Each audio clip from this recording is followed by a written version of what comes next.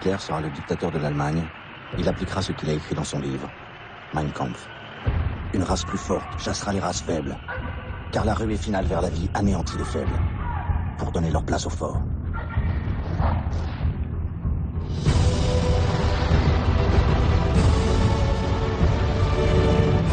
Comment Hitler a-t-il réussi à prendre le pouvoir et devenir le chef, le Führer?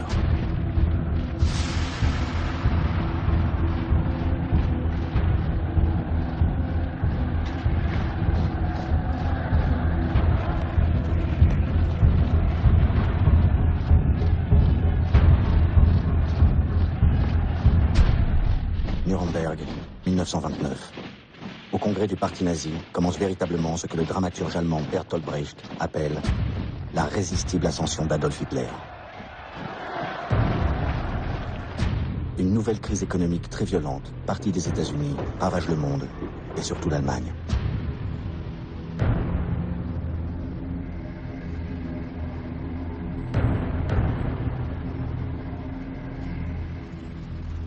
Les usines ferment les unes après les autres, et le nombre des chômeurs atteindra le chiffre effrayant de 6 millions.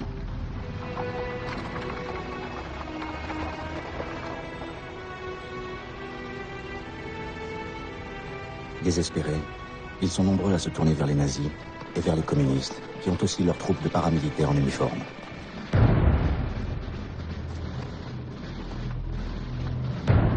Communistes et nazis vont se heurter violemment dans toutes les élections qui suivent.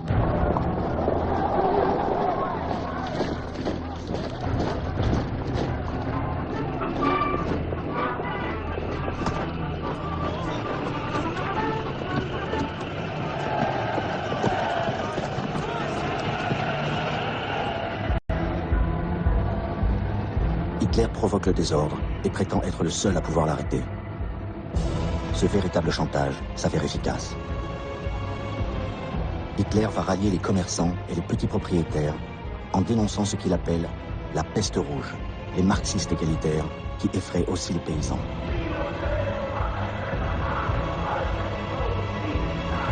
Le résultat est incroyable. 100 députés nazis font leur entrée au Parlement allemand, le Reichstag. Hitler est à la tête de la deuxième formation politique du pays, derrière les socialistes. Pourtant, cela n'inquiète pas vraiment les classes dirigeantes qui méprisent Hitler. Stefan Zweig écrit « Pour eux, le pouvoir a toujours été réservé aux barons, aux princes et à ceux qui ont une culture universitaire. Rien n'a autant aveuglé les intellectuels allemands que l'orgueil de leur culture. »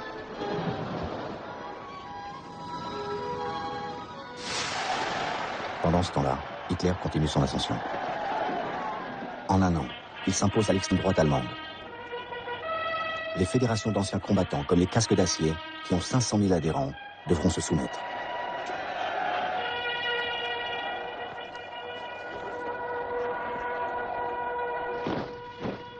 Derrière cette posture dominatrice, Hitler cache un terrible secret. Il se rappelle d'un scandale dont il a bien failli ne pas se remettre. Des rumeurs circulent dans la presse.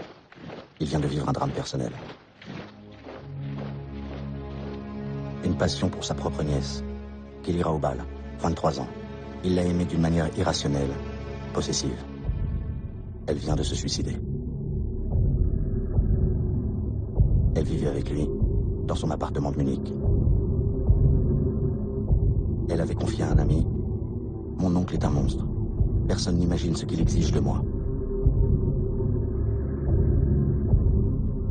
Elle avait voulu le quitter. Elle était morte. Une campagne de presse se déchaîne contre lui, l'accusant de déviation sexuelle et même d'avoir fait tuer Kelly. Hitler, très déprimé, menace à son tour de se suicider. Son entourage s'inquiète et décide de réagir. Son photographe, Heinrich Hoffmann, lui avait présenté l'une de ses secrétaires. Elle ressemble à Kelly. Elle s'appelle Eva Braun. Elle a 19 ans. Elle est déjà assez délurée. Elle fera l'affaire. Elle est séduite par la popularité du chef du parti nazi. Hitler va en faire sa nouvelle maîtresse de l'ombre. Il se proclame célibataire, marié à l'Allemagne, pour séduire l'électorat féminin. Les Allemands ont déjà le droit de vote, grâce au mouvement féministe. Eva Braun est avant tout une sportive. Elle rêve de devenir actrice et de se montrer dans des films de Tarzan, à Hollywood.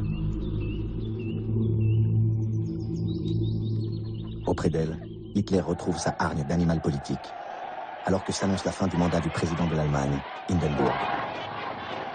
Hitler est candidat à sa succession en 1932. À peine 10 ans après sa tentative de putsch et la prison, Hitler pourrait devenir président de l'Allemagne. Les Allemands découvrent un affichage impressionnant. Le chef de la propagande nazie, Joseph Goebbels, dit « Soyons grandioses ». Il invente une campagne électorale ultramoderne, en avion, une première en Europe.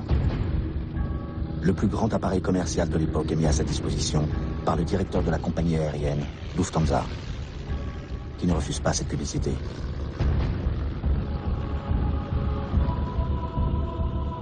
Hitler, affublé d'un casque de cuir, s'embarque pour un périple de près de 100 villes d'Allemagne, où il pourra mesurer sa popularité. Son pilote, Hans Bauer, témoigne. « Nous avons volé par tous les temps, orage, tempête. Aucune réunion n'a dû être annulée. Les gens ont commencé à perdre leur peur de l'avion. Et Hans Bauer a cette conclusion. Hitler a contribué à l'extension du trafic aérien. » Goebbels invente le slogan « Le Führer au-dessus de l'Allemagne ». Il forge le mythe d'Hitler, sauveur suprême, avec ce survol soigneusement filmé et qui sera projeté dans tout le pays.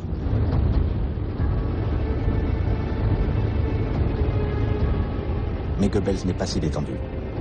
Cette campagne coûte cher, et les industriels se méfient encore un peu de la violence d'Hitler. Les nazis doivent faire payer l'équivalent d'1 euro à chacun de ceux qui viennent écouter Hitler. Cela ne les rebute pas, au contraire. Un spectateur, von Spahn, raconte cette expérience. Soudain, j'ai senti les yeux d'Hitler sur moi, et j'en ai été frappé pour toute ma vie.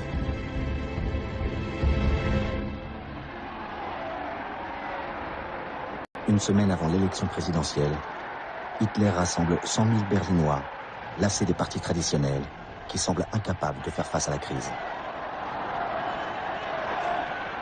Dans la foule, Jutta Rüdiger, 20 ans. Je ne peux pas vous expliquer l'état dans lequel le chômage nous plongeait. On pensait vraiment que seul Hitler pouvait nous sortir de cette misère.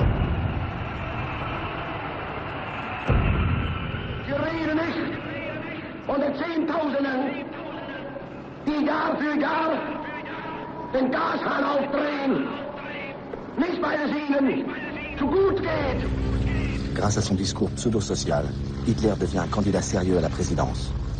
Alors la presse se déchaîne. À droite, Hitler est présenté comme le prototype de l'aventurier politique. À gauche, les insultes sont plus personnelles. Hitler est traité d'efféminé, de tricheur demi-fou, de charlatan vaniteux, de faux dur à la cravache en peau de rhinocéros. Le président sortant, le maréchal Hindenburg, réactionnaire et monarchiste, reçoit pourtant le soutien de la gauche.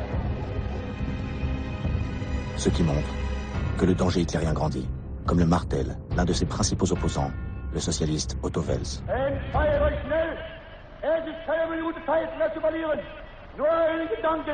Ein Ziel kann es noch geben. Der Faschismus muss geschlagen werden bis zur Vernichtung. Aus und durch für die Freiheit der Republik und die durchgeschaffene Arbeit. 10 avril 1932, le verdict tombe. Hitler ne sera pas président. 13 millions d'Allemands ont voté pour lui. Un tiers de l'électorat. C'est énorme, mais insuffisant.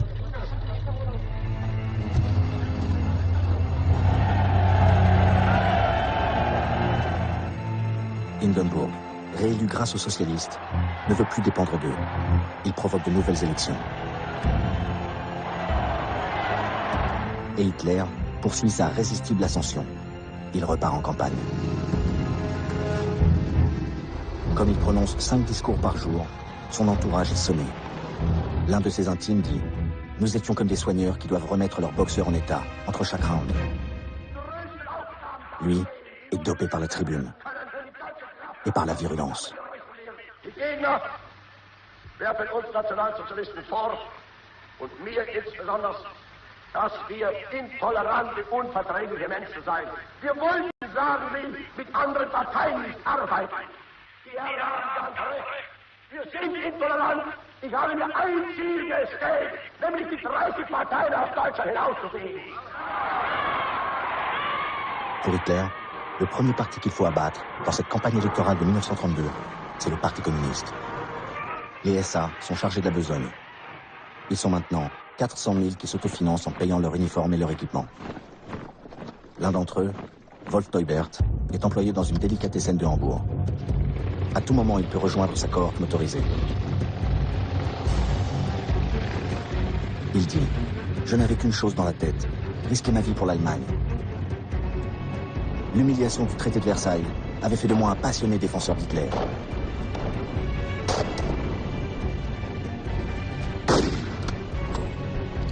Il y avait la camaraderie, la solidarité et la fierté d'avoir un uniforme. Nous qui avions honte d'avoir été trop jeunes pour combattre pendant la Grande Guerre, nous profitions de l'expérience des anciens.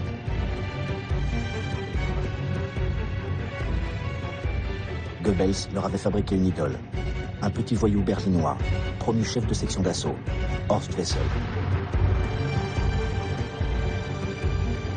Tué par les communistes un an auparavant, il était devenu le martyr du nazisme. À ses obsèques grandioses, le chef de la propagande, Goebbels, avait comparé son sacrifice à celui du Christ.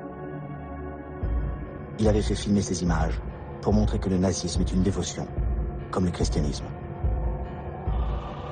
Puis, il avait fait mettre en musique ce qu'il avait présenté comme le dernier poème du SA pour en faire l'hymne officiel du parti nazi, le Horst Wessel Lied, le chant de Horst Wessel, le credo de la violence.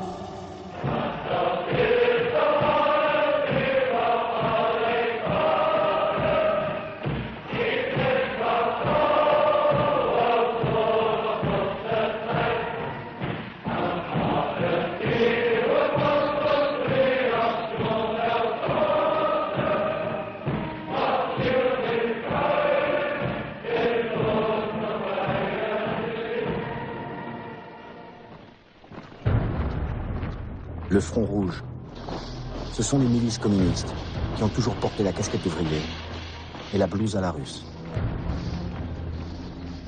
Toutes ces militantes, tous ces militants, portés par leur idéal. Ils ont, eux aussi, leur champ de combat.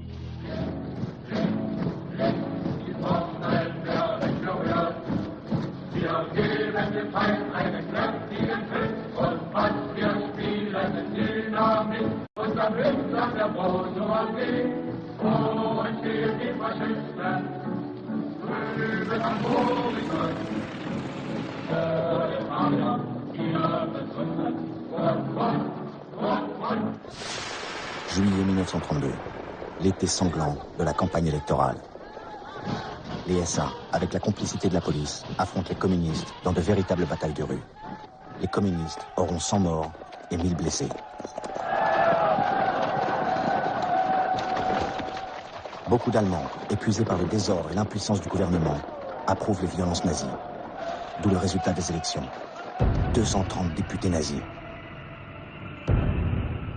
Hitler est désormais le chef du premier parti politique du pays.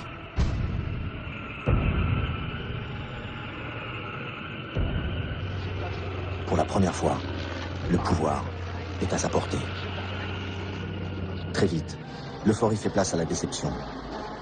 Le président Hindenburg refuse de le nommer chancelier, chef du gouvernement. Hindenburg dit à Hitler « Devant Dieu, ma conscience et la patrie, je ne peux donner le pouvoir à un parti aussi intolérant que le vôtre. » Hindenburg lui propose quand même d'entrer au gouvernement. Mais Hitler ne se juge pas comme un homme politique ordinaire qui cherche un poste ministériel. Il veut tout le pouvoir pour fonder un État totalitaire. En quelques semaines, Goebbels, à la tête de l'énorme groupe parlementaire nazi, réussit à paralyser le jeu démocratique. Aucune majorité ne peut se former.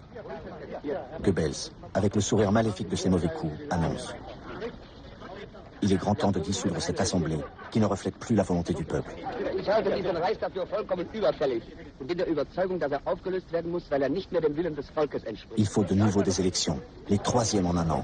Elles auront lieu en novembre. Hitler pense encore en profiter. Die Energie und die Zähigkeit gehabt von den damaligen 1000 Mann vor 10 Jahren bis heute 14 Millionen zu machen. Und ich werde aus den 14 Millionen die 20 und die 30 Millionen machen.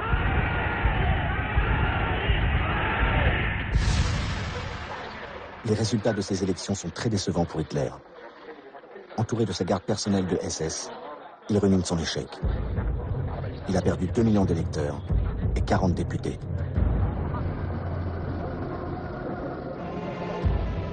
Goebbels dit « Nous avons pris une claque. Hitler a refusé d'entrer au gouvernement. Les électeurs n'ont pas compris pourquoi. » Goebbels lit avec amertume la presse mondiale. Le Daily Herald de Londres écrit « L'hitlérisme comme force politique est mort. » Le quotidien français, Le Populaire, dirigé par un grand nom du socialisme, Léon Blum, titre « La fin de Hitler ». Non. 3 mois plus tard, Hindenburg, toujours dans l'impossibilité de constituer une majorité, a fini par désigner Hitler, chancelier d'Allemagne.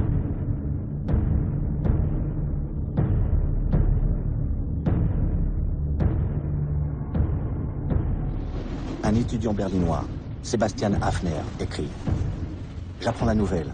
Je suis glacé de terreur. L'espace d'un instant, je sens physiquement l'odeur de sang et de boue. Je perçois quelque chose de dangereux, comme la grosse patte sale d'un animal prédateur qui plaque ses griffes sur mon visage. » Pour en arriver là, le loup s'est fait agneau. Hitler a rassuré Hindenburg en ne demandant que 2 postes ministériels pour les nazis. Celui de l'intérieur pour un policier de Munich, Wilhelm Frick, et Hermann Göring pour lui aussi contrôler la police. 2 postes clés.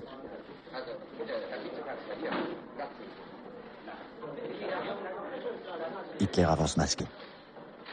Il veut montrer que les membres du gouvernement les plus importants sont un conservateur, Franz von Papen, qui a déjà été chancelier, et l'homme fort de la droite la plus extrême, Alfred Hugenberg, ministre de l'économie et de l'agriculture, au tempérament autoritaire et agressif. Hitler appelle son gouvernement cabinet de concentration nationale pour donner l'impression qu'il ne s'agit pas d'un gouvernement nazi, mais d'une coalition nationaliste.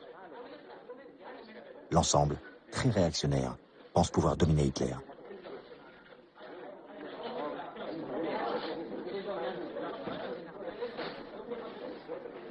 Von Papen se trompe lourdement lorsqu'il dit à Hugenberg « Hitler, c'est notre homme ». Et l'autre répond « Nous l'encadrons ». Le soir même du 30 janvier 1933, Goebbels organise à Berlin, comme dans toutes les grandes villes, une retraite au flambeau qu'il veut grandiose, avec les casques d'acier, les SS et surtout les SA.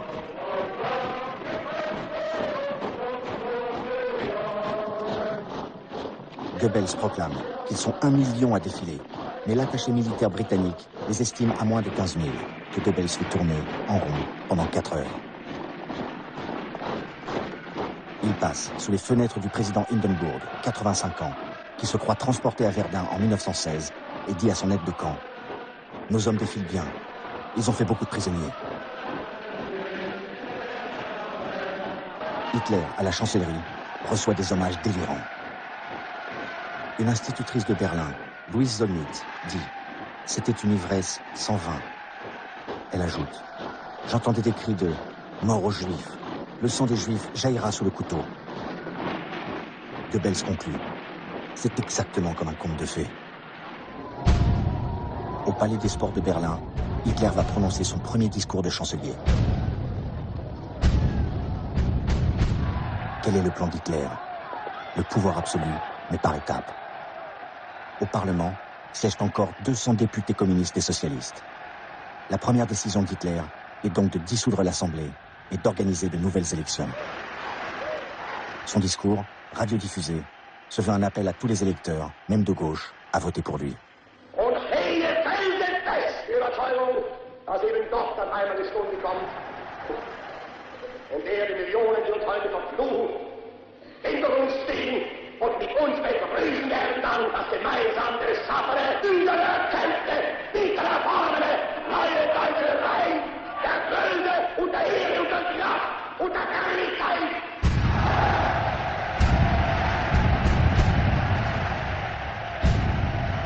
Avec ce discours somme toute conciliant, Hitler continue à avancer masqué. Mais Goebbels vient mettre les points sur les i en revenant aux fondamentaux. L'antisémitisme et la violence pour l'électorat nazi de base. Und wenn die jüdischen Zeitungen heute glauben, auf versteckte Drohungen und die nationalsozialistische Bewegung einschüchtern zu können, sie sollen sich hüten. Einmal wird unsere Geduld zu Ende sein und dann wird den Juden das freche Lügenmaul gestopft werden.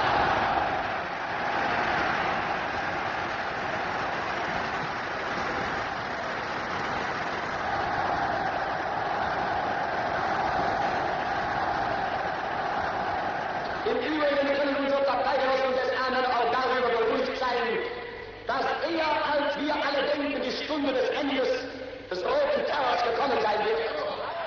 Und wir werden den Herren vom Karl Liebknecht aus bald Töne beibringen, die sie noch niemals vernommen haben. Deux semaines plus tard, à Berlin, le grand bâtiment du Reichstag, le Parlement, brûle dans la nuit. De ce symbole puissant de la démocratie allemande, il ne reste plus rien.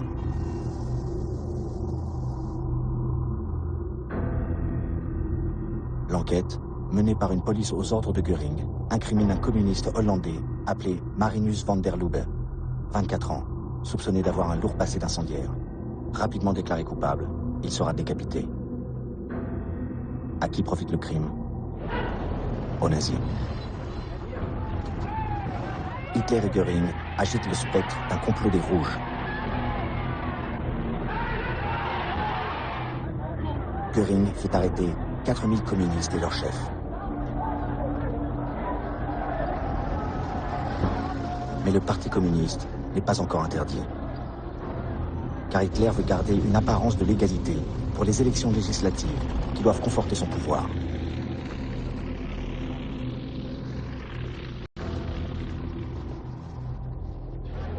Les Allemands, tellement saturés de campagnes électorales et de désordre, voient de nouveau dans tout le pays les SA se déployer, comme disent les nazis, pour protéger la population des attentats communistes. Les SA sont plus d'1 million. Armés, ils ont le statut d'auxiliaire de la police. Ils se positionnent dans toute l'Allemagne, devant les sièges des partis de gauche et des syndicats.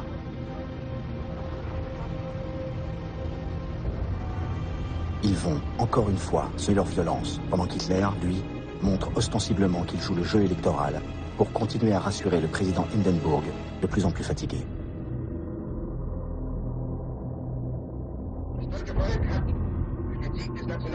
Göring, menaçant, avec son poignard, dans son fauteuil gothique, donne sa version mensongère du résultat des élections. Der 5. März bedeutet für einen Mann und eine Bewegung einen gewaltigen Sieg. Der Sieger des 5. heißt Adolf Hitler und die Bewegung ist der Nationalsozialismus. Beides aber ist gleichzusetzen mit dem deutschen Volke und dem Deutschen Reich. En fait, Hitler et sa coalition atteignent à peine la majorité. Malgré toute sa propagande et l'intimidation des SA, Hitler n'a pas pu empêcher les communistes d'obtenir 12% des voix.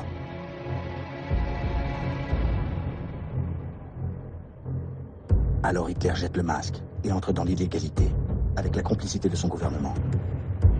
Il supprime l'élection des députés communistes, les fait arrêter et envoyer dans les camps de concentration d'Oranienburg, près de Berlin, et de Dachau, près de Munich, qui viennent juste d'être installés par les nazis. Ce sont les premiers des 16 camps ouverts pendant la seule année 1933. Le nombre des détenus politiques passe à 100 000 dans les premiers mois du régime. L'étudiant communiste Klaus Bastian raconte: les gardes fouettaient les détenus, les poussaient dans l'eau glaciale. Il fallait toujours craindre pour sa vie, de jour et de nuit. Les nazis montrent, au contraire, que ces parlementaires, ces hauts fonctionnaires, ces syndicalistes sont rééduqués.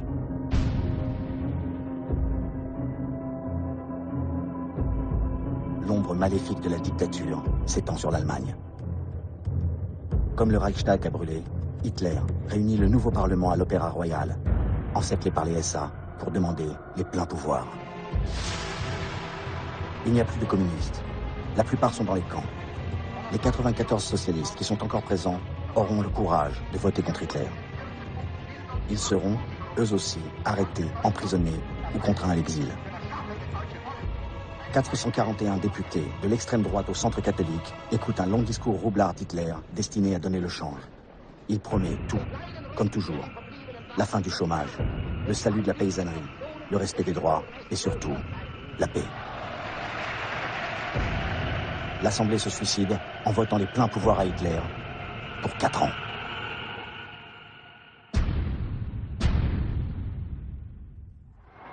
Le président Hindenburg ne pourra plus discuter les décisions du chancelier. Sous les vivats, la démocratie meurt en Allemagne.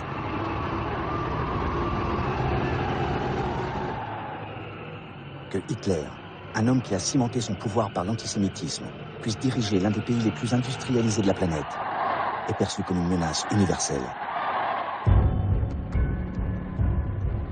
Dans le monde entier, les manifestations contre Hitler, comme ici à New York, protestent contre sa barbarie, son obscurantisme, ou proclament le judaïsme survivra à l'hitlérisme. Tous appellent à un boycott mondial des produits allemands. Pour les dissuader, Hitler ordonne, à titre d'avertissement, une journée de boycott des magasins juifs en Allemagne.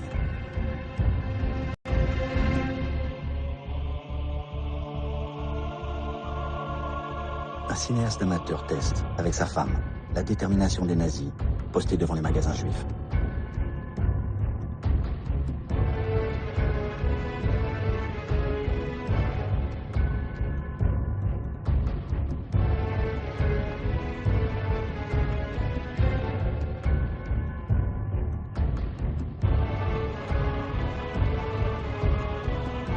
Les juifs allemands découvrent avec horreur les pancartes des SA.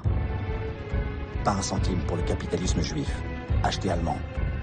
Les juifs font notre malheur. C'est le début de la persécution. Edwin Landau, propriétaire d'un grand magasin de Prusse orientale, écrit, avant d'émigrer en Palestine avec sa famille: en quelques heures, s'était produite une transformation en moi. Ce pays et ce peuple que j'avais estimé jusque-là étaient devenus soudainement mes ennemis. Je n'étais plus allemand, ou je ne devais plus l'être. J'avais honte d'avoir un jour appartenu à ce peuple. J'avais honte de la confiance que j'avais faite à tant de personnes qui désormais se démasquaient et se révélaient être mes ennemis.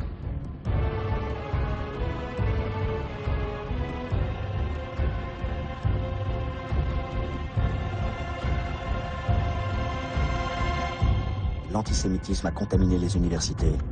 Le nazisme a perverti les esprits contre la culture moderne, imposé une idéologie sectaire et intolérante qui va amener les étudiants à brûler eux-mêmes des livres. Aidés par les écoliers et encadrés par les SA, ils rassemblent dans toute l'Allemagne les ouvrages des bibliothèques, des librairies, des éditeurs qui correspondent à ce qu'Hitler appelle l'esprit non allemand. Sur la liste noire nazie, Karl Marx, Sigmund Freud, Stefan Zweig, plus de 300 auteurs, surtout juifs ou communistes. 12 000 titres sont condamnés.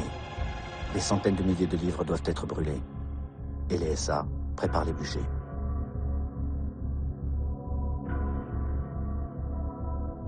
À Berlin, place de l'Opéra, Goebbels prononce le sermon radiodiffusé qui ouvre la messe noire de cette autodafé sortie du Moyen-Âge. Meine Kommilitonen, deutsche Männer und Frauen, das Zeitalter eines überspitzten jüdischen Intellektualismus ist nun zu Ende. Und der kommende deutsche Mensch wird nicht nur ein Mensch des Buches, sondern auch ein Mensch des Charakters sein.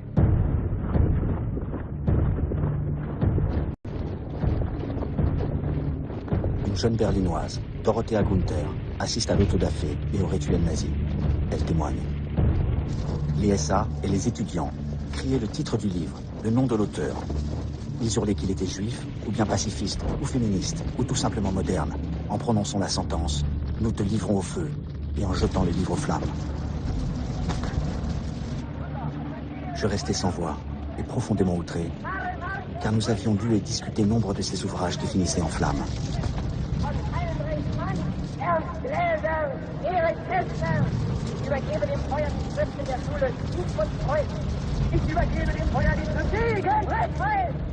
Léon Blum écrit: Ce qu'il aurait fallu en Allemagne, c'est que les socialistes et les communistes luttent dans le même sens. Mais les socialistes ne le voulaient pas. Et pour les communistes, Moscou avait donné ses ordres. Pas d'alliance avec les socialistes, qualifiés de sociotraîtres. Les consignes suicidaires de Staline ont bien aidé Hitler.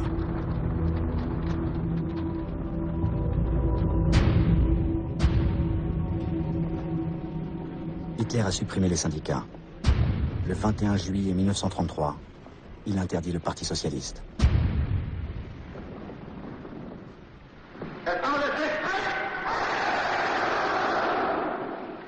Die große Zeit ist jetzt angebrochen.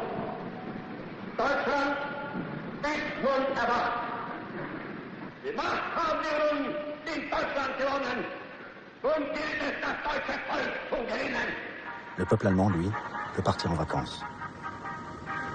Le parti nazi est désormais le parti unique.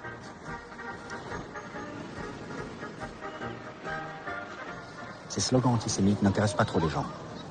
Ils sont pour la plupart indifférents au sort de leurs compatriotes juifs, qui après tout ne sont que 500 000, moins de 1% de la population. La moitié de ces juifs allemands réussira à émigrer. Gerda Blackman témoigne. Nous avons réussi à embarquer à condition de laisser tous nos biens derrière nous.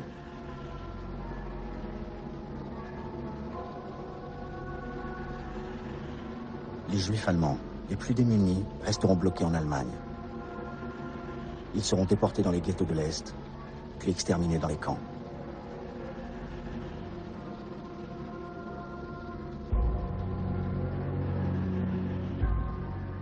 Les opposants au régime s'enfuiront comme ils pourront, où ils pourront, surtout en France, où ils seront un jour rattrapés par la guerre, l'occupation allemande et livrés aux nazis.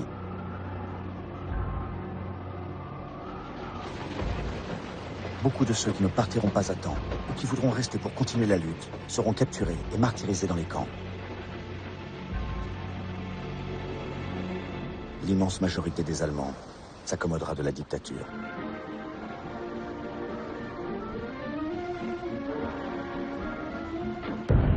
Certains commenceront à monter, chaque matin, le drapeau à croix gammée, devenu l'emblème officiel de l'Allemagne.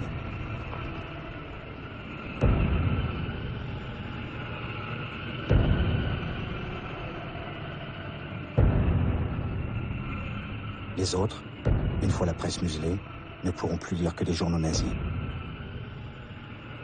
Leur fille apprendra, elle aussi, ce salut devenu obligatoire. Leur fils entrera à la Hitlerjugend, la jeunesse hitlérienne, qui développe si bien l'agressivité. À l'école, le maître lui enseignera le maniement des armes.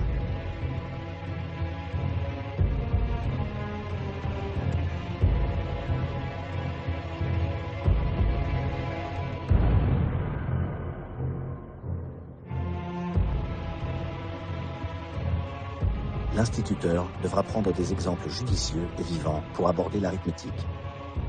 Quel est le prix de revient d'un élève? Un handicapé mental coûte 1800 marks par an à l'État. Un élève moyen, 320 marks.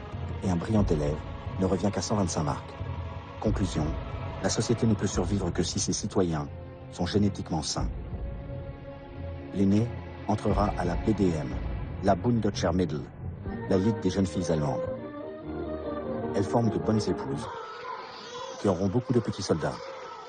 Ils se feront tuer, à 10 ans, dans les derniers combats de Berlin. Mais tout cela, les Allemands ne le savent pas encore, dans cet été de 1933.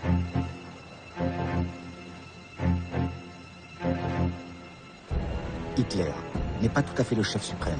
Il lui faut continuer à anesthésier son peuple avec sa propagande. Comme le film « La victoire de la foi », sur le premier congrès depuis la prise de pouvoir du parti nazi, désormais parti unique.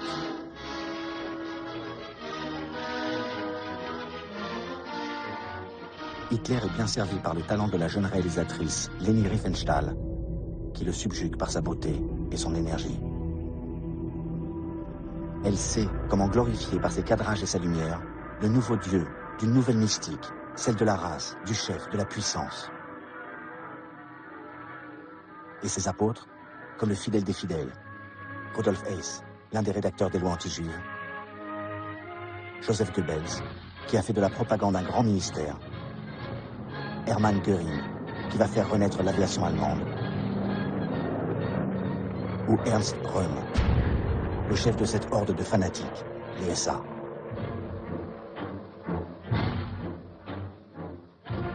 Rien ne laisse prévoir que ce film sera interdit l'année suivante, parce que Röhm, pourtant complice d'Hitler depuis le putsch manqué de 1923, sera accusé de trahison.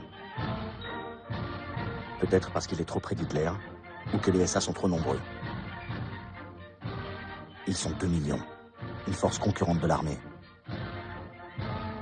Hitler, pour avoir le soutien des militaires, va les mettre au pas et éliminer Röhm. Tout commence l'été suivant, quand Hitler se rend en Italie pour rencontrer Mussolini à Venise.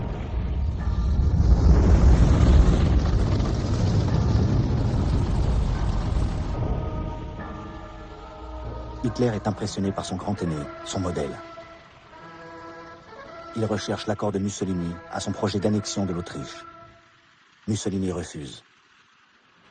Il ne veut pas d'une présence allemande à ses frontières. Il n'apprécie pas Hitler. Il dit « Ce type me fait l'effet d'un moine bavard ».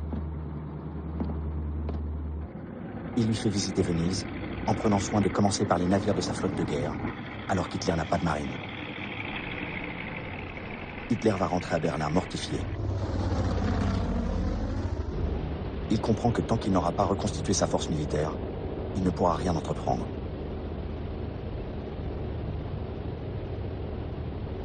Hitler se rend aux manœuvres de la Reichswehr, la petite armée allemande, réduite par le traité de Versailles à 100 000 hommes, mais très entraînée.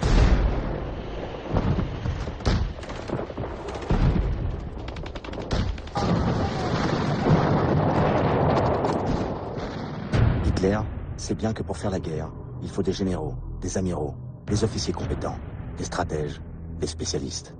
Il a toujours promis à l'armée de la délivrer du carcan du traité de Versailles, de lui redonner ses effectifs et son armement. Mais les généraux veulent plus. Ils veulent la peau de Röhm et des SA, qui pourraient avaler l'armée.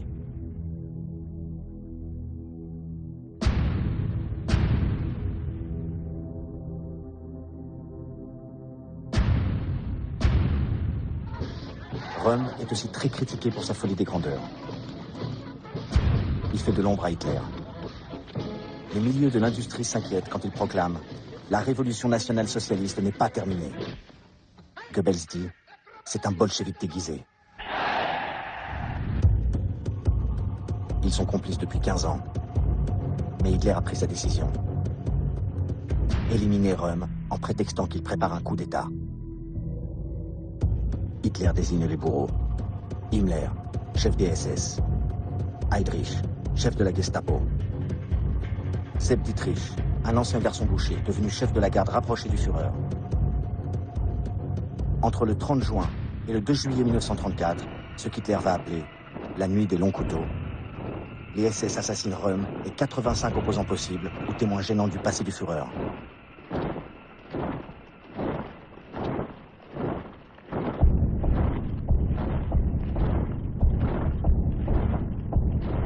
Après la disparition de Röhm, les SA perdent toute influence et sont réduits au service d'ordre. L'armée est satisfaite, comme les industriels, et Sepp Dietrich est promu général SS. Quand Leni Riefenstahl tourne son film suivant, Le triomphe de la volonté, sur le congrès du parti nazi de 1934, seuls les uniformes noirs des SS défilent derrière Himmler.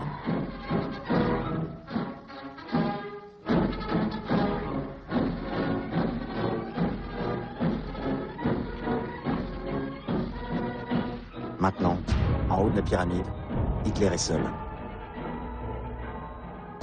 Un mois après, la nuit des longs couteaux, le dernier président de la République, le maréchal Hindenburg, meurt à 87 ans.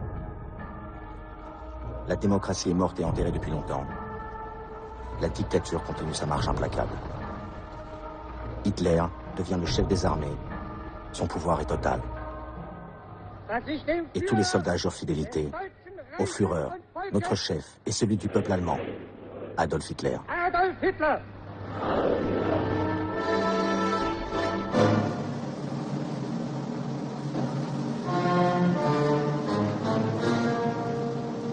Hitler se rend au festival de Bayreuth. Écoutez Wagner, son musicien préféré.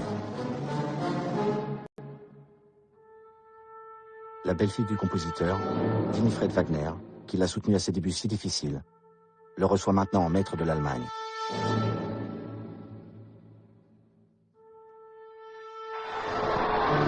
Hitler peut mesurer le chemin parcouru. Il a réalisé le rêve insensé de sa jeunesse. Devenir Rienzi, son héros wagnérien favori, qui se sacrifie pour sauver son peuple, en adoration devant lui.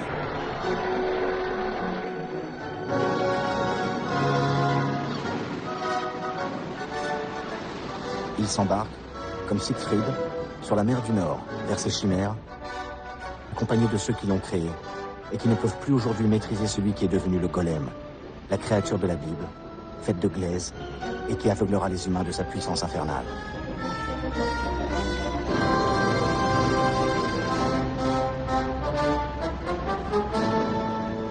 Hitler va d'abord s'approprier les réussites de la République de Weimar, comme les fameuses autoroutes, qui deviendront les vitrines du régime nazi.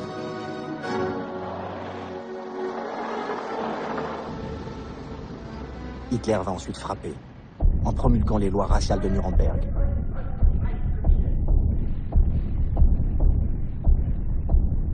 Il va brûler les synagogues dans le grand pogrom de la nuit de cristal, prélude à la solution finale.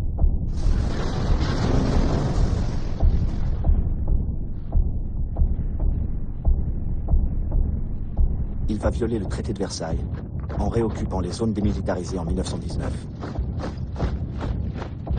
Comme la France et l'Angleterre ne réagiront pas, leur faiblesse amènera Mussolini à se rapprocher d'Hitler, le laissant annexer l'Autriche pour accomplir ce qu'il appelle sa mission, réunir à l'Allemagne les peuples qui parlent allemand.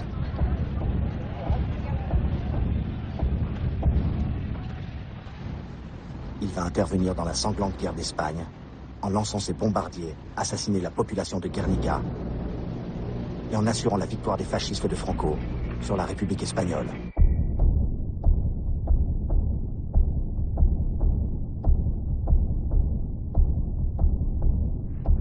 Il rêve à sa grande armée, comme celle de Napoléon. Il l'entraînera vers Moscou, en proclamant toujours qu'il veut la paix. Wir wollen einst ein Reich sehen und ihr müsst euch schon dafür erziehen. Wir wollen, dass dieses Volk einst gehorsam ist und ihr müsst euch in den Gehorsam üben. Wir wollen, dass dieses Volk einst friedliebend und aber auch tapfer ist und ihr müsst friedfertig sein.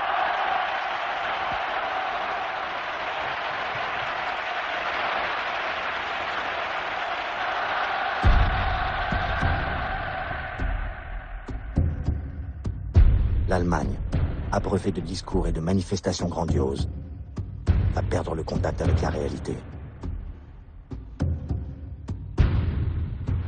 Quand l'Allemagne sera prête, Hitler, féroce et obstiné, l'entraînera, et le monde avec elle, dans une longue nuit, peuplée des fantômes de 50 millions de morts.